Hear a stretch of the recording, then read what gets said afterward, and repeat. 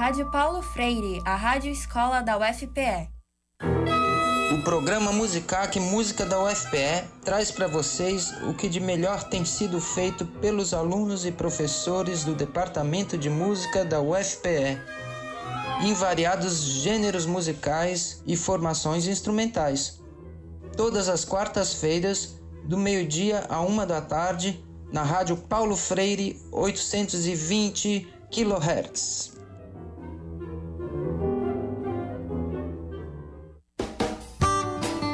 Ciência, cultura, educação, humanismo, cidadania, meio ambiente, religião. O programa Educação e Humanidades traz até você os temas debatidos na universidade e as repercussões no seu dia a dia. Toda quarta-feira, 13h, na Rádio Paulo Freire AM, com reprise na Rádio Universitária FM. Programa Educação e Humanidades. Rádio Paulo Freire, a rádio escola da UFPE.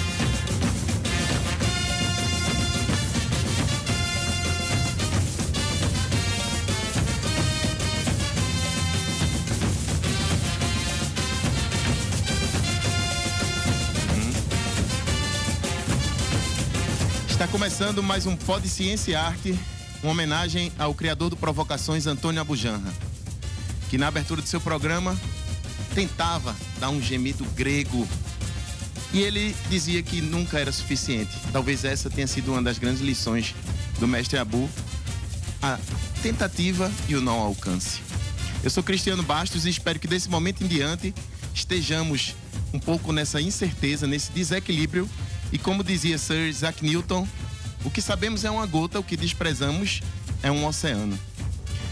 O entrevistado de hoje é mestre de maracatu, da nação Porto Rico, um maracatu centenário, babalorixá da casa Axé Ilê Oxóssi Gangobira, filho da Iolorixá Mãe Elda de Oxóssi, a última rainha coroada na igreja do Rosário dos Homens Pretos. Ele também é historiador, compositor, produtor cultural, um cientista, um pensador do povo pernambucano, multiplicador de agentes culturais, formador de pessoas na comunidade do Bode e por onde passa.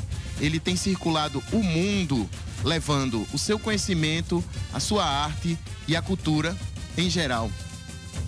Até porque, como diz Chico Sainz, nossa cultura é universal. E além disso, eu queria agradecer pessoalmente que ele foi um grande incentivador dessa entrevista de hoje. Eu estou aqui hoje com o mestre Chacon Viana. Bom dia a todos e a todas. Para mim é um prazer, para mim é muito satisfatório poder estar juntos, unindo as forças e entrar nesse bate-papo que é muito especial. Espero que seja de bom, né, que todos escutem, guardem e vamos lá, vamos juntos, estamos juntos. Mestre, vamos começar então. Somos bastante leigos, como disse Newton, e sempre tinha um professor meu que dizia que ele assistiu um curso de mecânica quântica 20 vezes e ele dizia que ainda assim ficava aprendendo alguma coisa. Então, diz aqui, fala sobre a Casa de Axé. O que é a Casa de Axé? A Casa de Axé Ilê Oxóssi Gangobira, no início era chamada Macaia do Oxóssi, né? Minha mãe, a nossa grande criadora de tudo. né? Aos 14 anos, ela já despertou para a vida religiosa de matriz africana. Ela veio de uma família evangélica, né? Nascida na Mangabeira, em Casa Amarela. E aos 14 anos, depois que casou com meu pai, ela foi morar no Pina, né? Vindo do Rio de Janeiro, em uma viagem, conheceu a Umbanda no Rio de Janeiro e trouxe essa vertente da Umbanda. E chegando aqui em Recife, ela encontrou o nosso avô Eudes Chagas, com todo o seu celeiro de trabalho. E aí ela conheceu o Nagô através dele e aí não saiu mais. Umbanda, Nagô, Jeje, aí formou. Foi morar no Pina, foi aí que ela conseguiu, num quarto alugado, depois conseguiu de muito trabalho, se formou, já casada, com filho, já. Eu fui eu sou o único pernambucano nascido em Pernambuco. Meus irmãos, minha irmã, ela nasceu no Rio, né? Mas tá todo mundo aqui. E minha mãe começou essa vida maravilhosa, enfrentando o que não foi fácil. Se hoje já não é fácil para a mulher começar um trabalho, imagina há 50 anos atrás, né? Então, ela acreditou. E aí nasceu o grande terreiro Macaia do Oxóssi, que hoje é o Ilhaxé Oxóssi Guangubira, que é a nossa casa de axé, nossa casa de força, onde guarda todos os segredos e ao mesmo tempo traz para a comunidade do bode, do Pina para o mundo, né? Essa arte de poder dizer cultura, religião de um povo que está todo mundo junto. Fantástico, mestre, fantástico. E como é que é essa relação com o Nação Porto Rico? Eu chamo sempre de um paralelo singular. É um paralelo que não existe divisão. É um instrumento só. É um instrumento só. Eu costumo colocar que ontem, lá atrás, o maracatu foi uma grande válvula de escape para o nosso povo de axé. Repressão, né? Toda a perseguição, toda a ignorância e toda a falta de respeito e todo o pré para chegar ao conceito. E o que é que o nosso povo precisava? Eu, quando vinha chegando, eu até falei para você, é muito parecido com a Igreja Católica e os terreiros de Candomblé. O que é que o nosso povo precisou fazer lá atrás?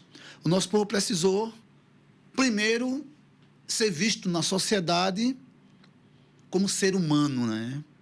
Como cristão, ter que ser obrigado a mudar o nome e a vida, né?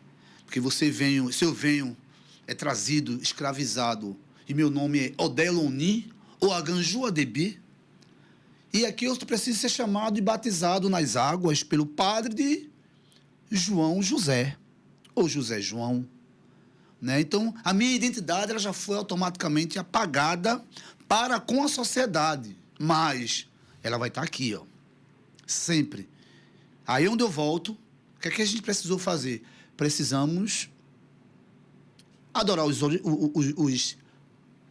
santos católicos, mas sem perder a essência dos orixás. É aí onde entra a Umbanda, onde São Jorge é Ogum, onde Nossa Senhora da Conceição é Manjá.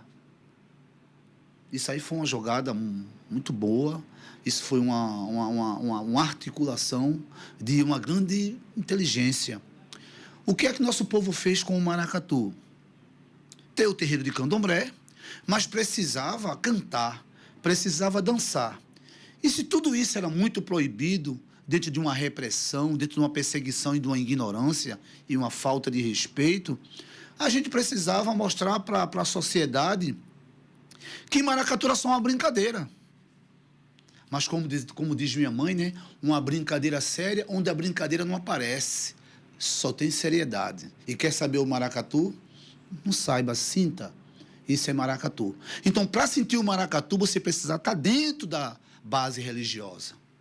Por mais que você não seja, né, religioso de compromisso, né, de responsabilidade, mas seja uma pessoa que tem o respeito sobre, você tocando maracatu, você vai estar dentro dessa toda essa influência religiosa. E era o maracatu que ia para as ruas batucar. Mas antes do maracatu batucar, as obrigações religiosas eram feitas, tudo no escondido. E, já que a gente era proibido de tocar e de dançar, a gente se manifestava tudo isso dentro do maracatu, que era chamado Cortejos do Rei Congo, manifesto esse chamado de maracatu, que ainda hoje é um grande pejorativo, que a palavra maracatu até hoje ainda não tem uma base significativa. Há vários cientistas, historiadores, trabalharam em cima da tese Tupi-Guarani, o catu, o mará do instrumento maracá. A gente só sabe que foi um adjetivo do tratado deles para com o nosso movimento de toque e de dança, chamado de maracatu. Uma pejorativa de confusão, bagunça, arruaça. Cuidado que vai dar tudo errado aquilo ali. E o maracatu foi a nossa grande válvula de escape, para que a gente se mantesse vivo, que hoje é o Ilê Oxóssi Guangobira, que ontem foi o Palácio de Ogum, e outros terreiros mais de outras nações que têm a mesma representatividade religiosa. Então, o maracatu é um manifesto, é o candomblé na rua. E o Ilê Oxóssi Guangobira é o candomblé dentro de casa. Nossa, fantástico, fantástico. É impressionante realmente como a nossa riqueza... isso é curioso porque a universidade, ela, em certa altura, vai caminhar para isso, e a abertura que a ciência clama na sociedade, às vezes, vai passar por aí, porque é a nossa própria existência, não é isso? É preciso, né? É preciso, inclusive, essa semana nós tivemos o dia de São Jorge. O Brasil todo prestou homenagem, inclusive vários terreiros de matrizes africana e candomblecista e umbandista prestaram homenagem a São Jorge. Eu fui na minha página, até coloquei um lembretezinho, tudo com muito respeito. Eu disse, gente, com muito respeito ao santo São Jorge, o nosso grande guerreiro da Capadócia, com todo respeito ao povo de Umbanda, que tem ele como seu grande... Mas São Jorge é São Jorge, Ogum é Ogum. São Jorge não tem nada a ver com Ogum. O orixá Ogum, filho de Odudua, o orixá mais velho, e que ensinou Oxóssi a caçar, vencedor de várias batalhas, que foi o criador das armas, e tinha nas mãos o saber de poder transformar o ferro em armas, que lutou dentro de uma defesa, lutou com Exu em defesa do seu trono, do seu templo, e lá ele formou a cidade de Cherokee. Então, um grande guerreiro das conquistas, filho de Odudua. Esse é o orixá Ogum. São Jorge é outra história. Com todo respeito a tudo que a gente viveu lá atrás, que eu acabei de falar, de você juntar esse paralelo e poder sobreviver e se manter vivo. O que o nosso povo fez foi, entre pedras, pau e chicote, se manter vivo. E a gente, se eu estou aqui hoje, você está do lá, eu estou de cá, estamos retratando toda essa história, é porque a gente sobreviveu. Através de muitas dores, muito sangue derramados, que hoje o sangue que a gente derrama, ele é mais tecnológico, mas não deixa de derramar, porque a escravidão ainda continua, e hoje, se a gente brincar, ela vem de um outro jeito, que a dor às vezes é muito maior. Claro, não estou comparando, até porque não tem comparação, mas a gente ainda precisa avançar muito, muito. Fantástico, mestre, o senhor falando isso, porque nos âmbitos que eu passei, tanto da cultura quanto da ciência, na academia e fora dela, o que se percebe ainda eu vou falar uma palavra bem... ignorância mesmo. Ignorância. É uma coisa que só faz uma rotulação e fica naquela superfície ainda, com tudo isso que o senhor está falando de construção. Então é necessário, urgente, todos nós arregaçarmos as mangas e botar isso para fora. Isso é o povo.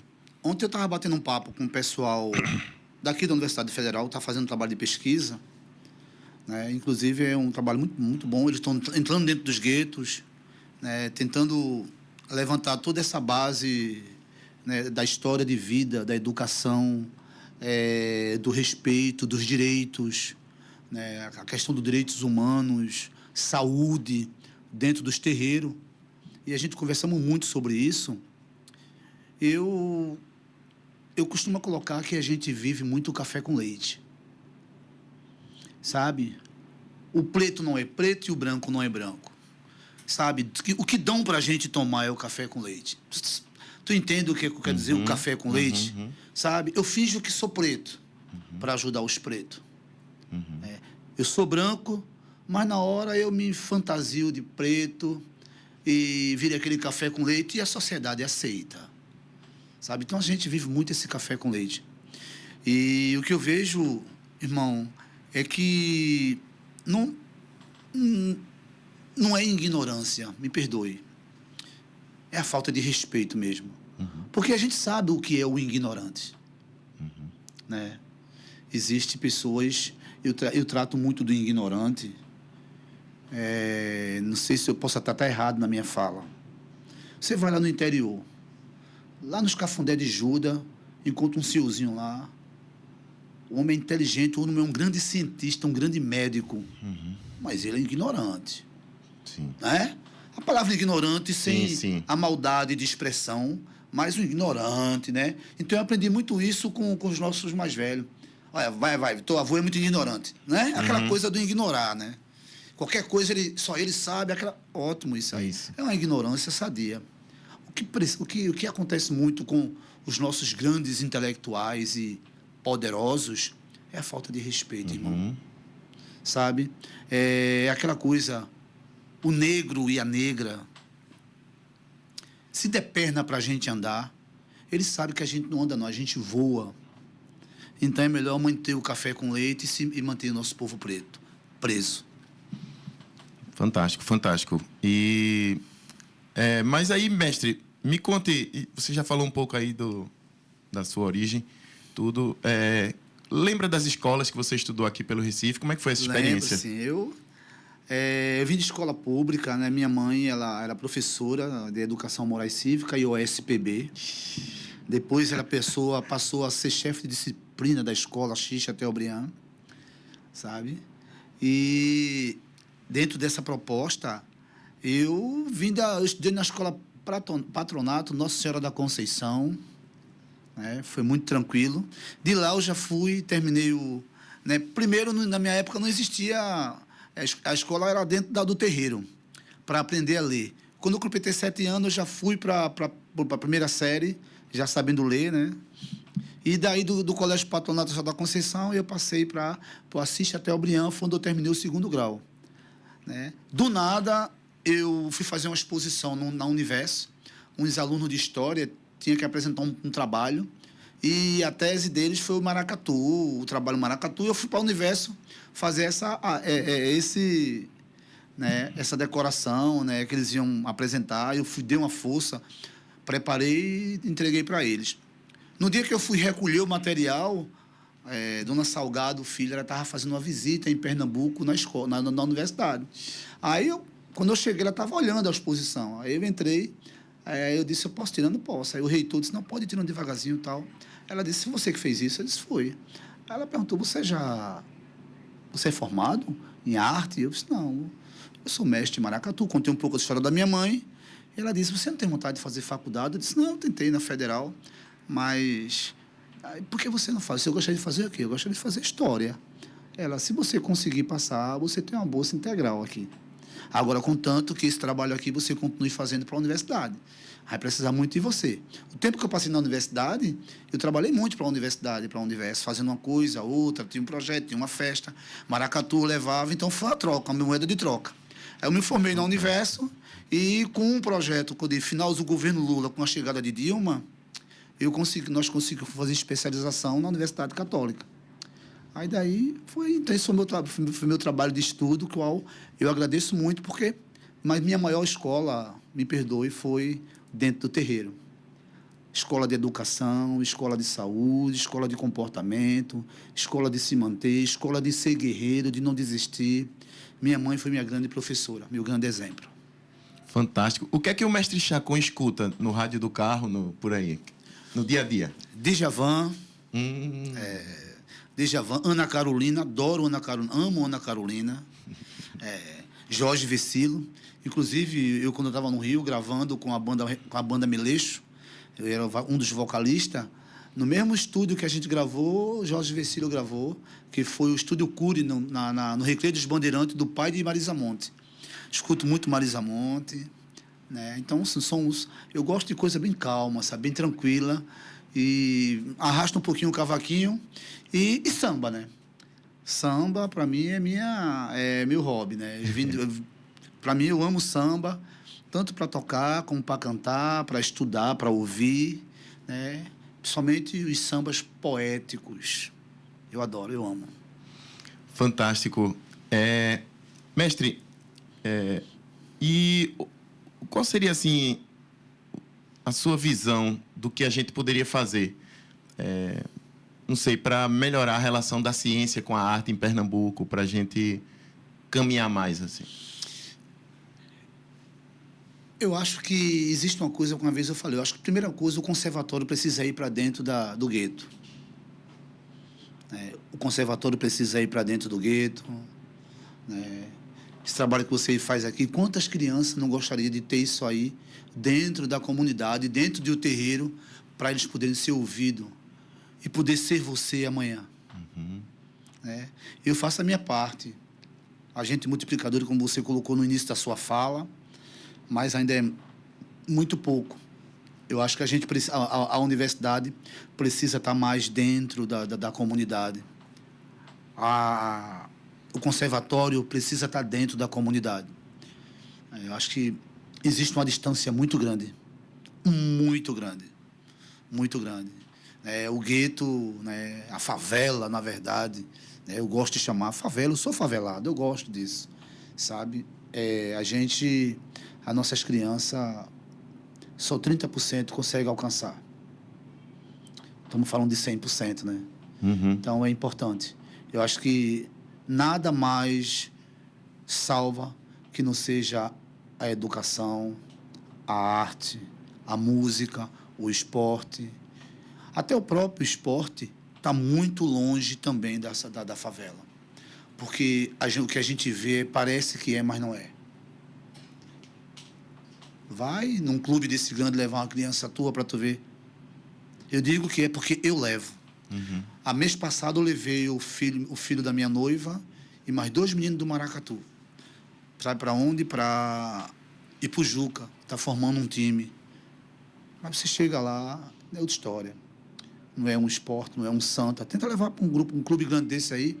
Não existe trabalho social nos clubes.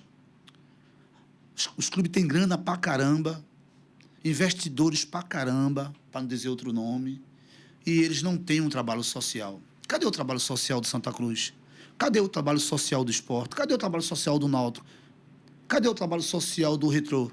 Não, tá tão... Mas que menino está chamando? Não é tão fácil como a gente pensa. Tem muito menino bom de bola.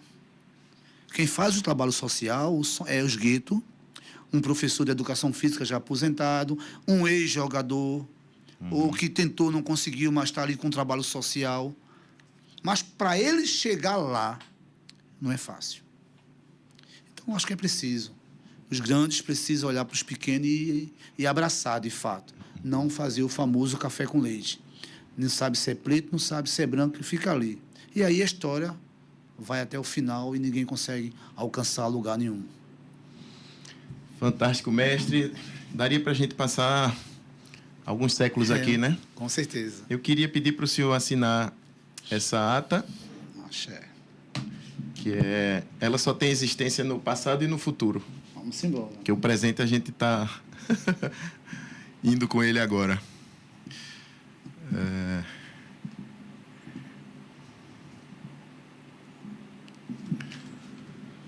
Talvez ainda dê tempo, mestre, alguma programação lá da Casa de Axé pra Sim, gente quiser ir lá? Como é que a gente faz? Agora, sábado, dia 3, a gente tem a festa de Oxóssi e de Ogum, né? Abrindo o ano, a gente estava de luto, né? Passamos 3 meses fechado com a morte do nosso Tata Raminho do Oxóssi, meu grande pai, meu grande mestre. E sábado a gente tem toque, todos convidados, a partir das 20 horas, no Pina, no Bode, Boa Viagem de Baixo. Todos presentes, Leo Oxóssi Gongobira, Nação do Maracatu, Porto Rico. Bota lá no Googlezinho, já sai o endereço e sejam todos os nossos grandes convidados. Muito bom, muito bom.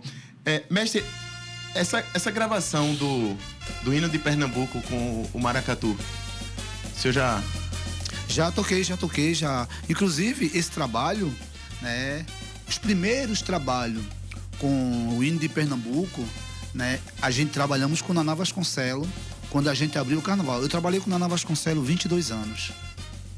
Né, desde a abertura do carnaval, o primeiro ano, 2001, até o finzinho de vida que Deus e os orixás promoveram para ele. Tenho uma amizade muito grande com a família, né, principalmente com Patrícia, né, com a filha, com todo mundo, né, com a equipe dele. Ainda continua essa parceria, essa amizade. E Naná, para mim, também foi um grande mestre, foi o meu grande mestre. Foi um cara que eu não aprendi só com ele como trabalhar a percussividade, mas também aprendi muito com ele como trabalhar a vida. Um grande ser humano que não tem, né, você não consegue descrever. Pé no chão, não tem estrelas só no céu. O bolo tá pronto, mas a fatia dá para todos, não precisa ninguém brigar. Né? Calma, que todo mundo tem seu lugar, ninguém precisa tomar lugar de ninguém. Então, assim, ele foi um cara que, não só na percussão, mas na vida, um cara que eu tiro o chapéu e aprendi muito com aquele cara. As viagens, dia descansável, almoço, café da manhã na casa, ouvindo, promovendo, construindo a abertura do carnaval e a cada ano aprendendo com ele. Muito bom, mestre. Chegando ao fim do mais um episódio do Pod Ciência e Arte, agradecer a supervisão da professora Paula Reis, Apolônio na operação de áudio, no streaming, Tarcísio, Igor e todo mundo. Axé. Axé.